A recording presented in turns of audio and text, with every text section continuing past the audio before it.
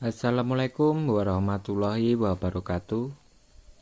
Berjumpa kembali di cerita misteri. Apa kabar kalian semua? Semoga diberikan kelancaran dan kesehatan dan dihindarkan dari virus corona yang melanda. Khusus di episode cerita ini,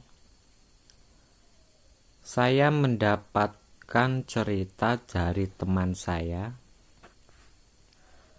yang tadinya saya tidak tahu. Ternyata teman saya ini hobinya adalah mendaki gunung. Dan untuk episode yang ini, sebuah pendakian ke Gunung Lawu baru beberapa hari yang lalu langsung diceritakan dari teman saya. Bagi yang ingin tanya-tanya atau lebih kenal dekat dengan dia, bisa lihat Instagramnya di kolom deskripsi. Tanpa basa-basi, langsung ke ceritanya. Salam bercerita dan berbagi cerita, kawan-kawanku. Di sini, saya bermaksud untuk sedikit berbagi cerita tentang pengalamanku yang baru-baru ini aku alami. Sebelumnya aku minta maaf jika apa yang aku ceritakan ini tidak mengalir, tidak terstruktur, karena aku bukanlah seorang penulis atau pembuat naskah. Aku hanya ingin bercerita. Itu saja, tak lebih. Sebut saja namaku Toto. Aku adalah seorang pemuda yang mirip dengan pemuda-pemuda lainnya. Memiliki berbagai hobi, kegemaran, dan aktivitas. Salah satu hobi yang sedang aku geluti saat ini adalah mendaki gunung. Dan aku ingin berbagi cerita tentang pengalamanku mendaki gunung sekitar 2 minggu yang lalu, yaitu di gunung yang tidak asing di telinga teman-teman semua, yaitu Gunung Lawu. Sebenarnya aku bukanlah seorang pendaki yang cukup piawai dan sering mendaki gunung. Aku hanya terbiasa mendaki gunung di kala waktu-waktu luang karena keterbatasan waktu dan juga keterbatasan biaya. Sebetulnya aku merupakan seorang yang berasal dari kota yang tidak jauh dari Gunung Lawu. Ya, kurang lebih 1 jam perjalanan sudah sampai di base camp Gunung Lawu, baik via Cetho maupun via Cemorosewu. Namun justru hal itulah yang membuat aku penasaran, karena aku telah mendaki beberapa gunung di area tempat tinggalku sekarang, yaitu di Jawa Timur. Sedangkan Gunung Lawu, gunung yang tidak jauh dari tempat asalku, aku belum pernah mendakinya. Sejak dulu, aku sangat berkeinginan untuk mendaki Gunung Lawu. Namun keinginanku hanyalah sebatas keinginan, tidak pernah tercapai. Kehidupan. Begitu memang. Terkadang kita tidak bisa mencapai apa yang kita inginkan. Hingga akhirnya aku beserta salah satu temanku yang baru saja lulus kuliah, dia mengajakku untuk mendaki Gunung Lawu. Sebut saja namanya Kasan. Kasan adalah seorang temanku, teman ngopi, teman nongkrong, dan juga kami beberapa kali sudah mendaki bareng di Jawa Timur tentunya. Waktu yang kami nanti pun akhirnya tiba. Setelah kami ngopi, bercengkrama sana sini, akhirnya kami menemui titik temu tanggal di mana kami akan mendaki Gunung Lawu bersama. Saya menjemput Kasan untuk segera mendaki Gunung Lawu. Namun Semalam sebelum itu, kami mengikuti kegiatan kecil-kecilan di area kaki Gunung Lawu. Hari itu cuaca sangat cerah, sehingga membangun optimis kami. Sekitar sore hari, jam 5, aku dan Kasan memutuskan untuk segera pergi ke Candi Cetho, karena kami hendak melakukan pendakian via Candi Cetho. Sekitar jam 6 sore, kami tiba di Candi Cetho. Hujan rintik-rintik sudah menemani kabut sore itu. Di basecamp tempat kami menginap, ada beberapa rombongan yang turun dari Gunung Lawu. Sekitar ada 4 atau 3 rombongan. Kalau di total mungkin ya ada sekitar hampir 20 orang. Kami berbincang sana sini, berbagi cerita. Karena aku dan Kasan memang sedang menggali informasi tentang pendakian Gunung Lawu via Candi Cetho. Memang kami sudah membaca, sudah melihat pendakian di sosial media ataupun platform-platform video digital. Tapi bagi kami, mendengarkan cerita langsung adalah sesuatu hal yang sangat kami butuhkan untuk memompa mental kami. Maklumlah, semua orang di Indonesia ini, terutama yang hobi mendaki, pasti sering kali mendengar cerita tentang Gunung Lawu yang mistis.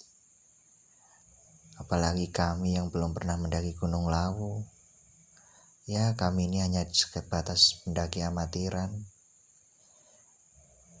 Oleh karena itu kami sangat butuh pompa semangat dari pendaki-pendaki yang lain agar mental kami tidak jatuh.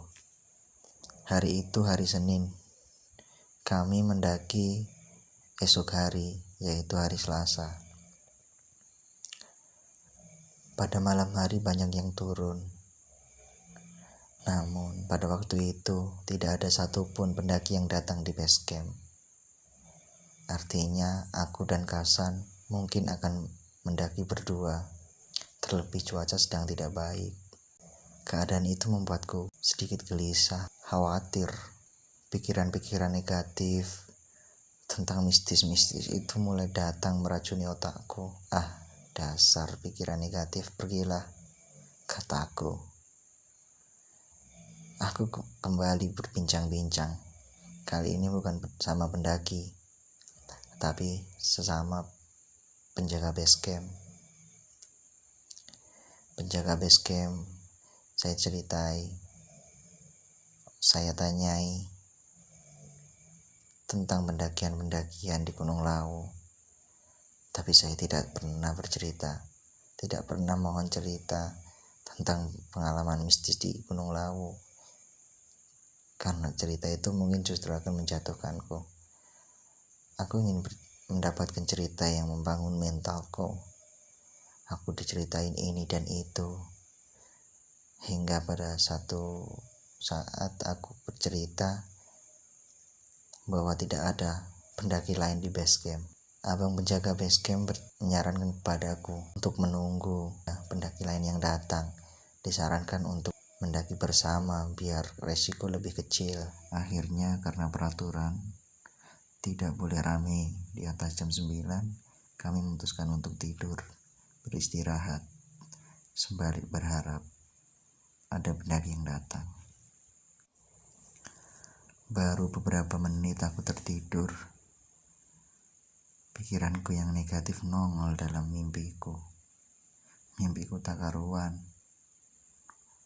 Seolah-olah aku bermimpi di rumah sedang terjadi acara yang besar.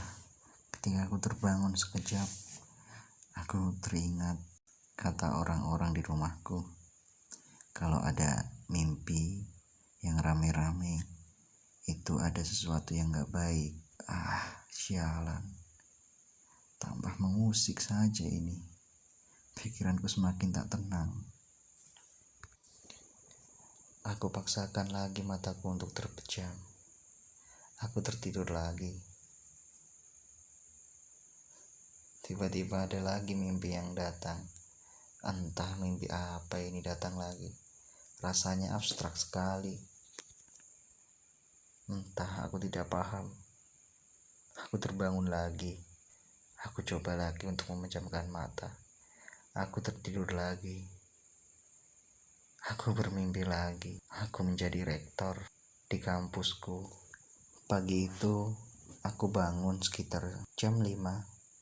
Setelah beres-beres dan packing ulang, aku mandi, kemudian mencari sarapan sejenak. Ya, daripada masak di pagi hari, mending langsung membeli di depan base camp. Kasan tiba-tiba bilang kepadaku, Mas, ada pendaki mas. Ayo kita ajak bareng mas. Kayaknya dia sendirian. Ini perkenalan, aku tahu dia dari Bandung. Sebut saja namanya Popo. Popo ini berambut gondrong, kulitnya putih. Dia adalah solo hiking yang sangat luar biasa. Setelah berkenalan, aku mulai mengajak dia untuk mendaki bareng. Mas Popo, kita mendaki bareng aja ya. Ya biar aman, biar enak, kita biar santai, kata aku. Mas Popo menyambut dengan antusias.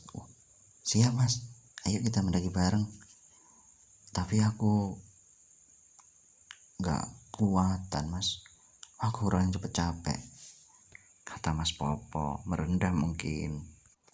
Hah, sama mas, apalagi kami mas, kami ini bukan pendaki yang tangguh, kami ini pendaki amatir kok. Ya kita santai-santai aja, kan kita ini ke gunung tujuannya untuk berhenti merokok. Ya berhenti merokok, berhenti merokok, canda aku kepada Mas Popo. Wah cocok mas kalau gitu, aku banget itu, kata Mas Popo menyetujui permintaanku. Setelah simaksi selesai, pukul 8 kami berangkat dari base camp karena harus melakukan registrasi di posko pendakian via Candi Ceto. Perjalanan kami mulai dengan berdoa.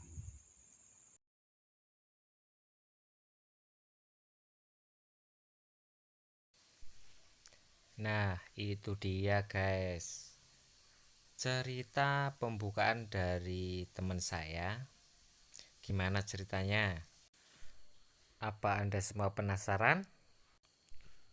Tunggu di episode selanjutnya. Dan jangan lupa subscribe untuk mendukung channel ini agar lebih semangat lagi membawakan sebuah cerita pendakian gunung yang horor. Akhir cerita, saya Dedi. Wassalamualaikum warahmatullahi wabarakatuh.